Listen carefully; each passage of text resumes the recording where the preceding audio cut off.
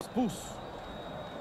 O reserva, o árbitro reserva, nenhum delegado do jogo perceberam a presença ainda do Cevallos. Paulo Baier vai para a cobrança. Expectativa na ilha. 28 do segundo tempo. Paulo Baier!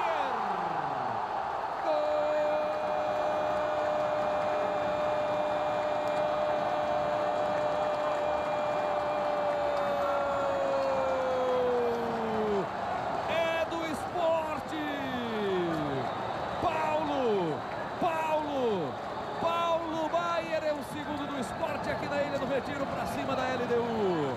De pênalti, chute forte no meio do gol, a bola ainda bateu nas pernas do goleiro Viteri, que caía para o canto direito. O gol do Sport, o segundo do rubro-negro aqui no Recife. Sport na frente, aumenta a vantagem o time rubro-negro. No detalhe, a pancada do Paulo Baier, 2-0.